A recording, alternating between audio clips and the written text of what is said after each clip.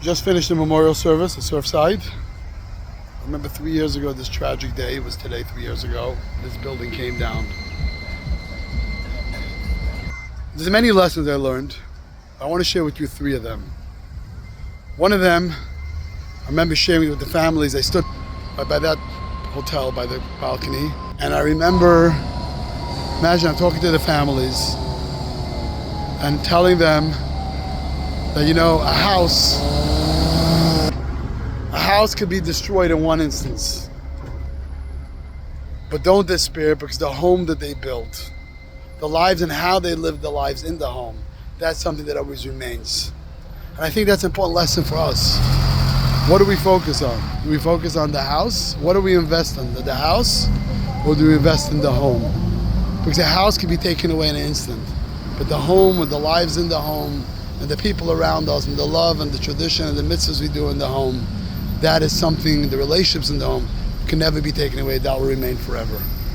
Second lesson that I think I would like to share with you, one of the difficulties of this particular tragedy was that, the family members said goodnight to their loved ones the night before, and you go to sleep in a building, you wake up the next morning, and at 1:22 a.m. the building collapsed.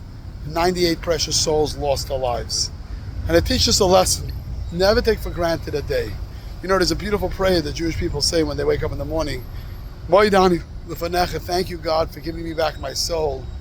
And why do we say that the first thing in the morning? Because we want to remember that if we wake up in the morning, we have a purpose and we have a mission. Don't just take it for granted. I'm just going to wake up in the morning and everything will be fine. I think it's important for us to remember every morning when we wake up, we have to thank you, God, for giving us back our soul in our body, and we're well. And since I'm back alive and well, what am I going to do about it that is going to make this day a meaningful day? Third thing I saw messages, I think it's very important, is, then when this whole thing happened, you saw the unity between all sides of government.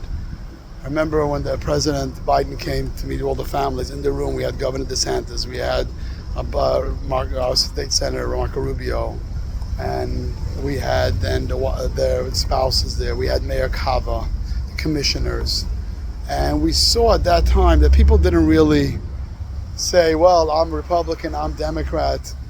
We had the first responders, the police and fire, and the families. They all came united together as one to do everything they can to save lives, and if they can't save lives, to bring back the loved ones. And the lesson we learned, there's a guy on my car, the lesson we learned is, it's not so much a lesson, it's more of a message. Some of us, sometimes we do very well as dying together. Meaning at that time, people come together. It's much harder to live together.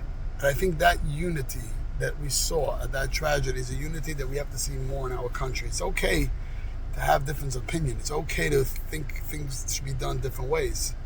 But that unity and united feeling that we have for each other, to help each other, be there for each other, and recognize that we need to do everything we can to help each other, that's something that we have to continue to do. And those are some of the messages that I think about on the 3rd year anniversary of this tragedy of Surfside. May God watch and protect and give the blessings to all the families and loved ones who were impacted by it.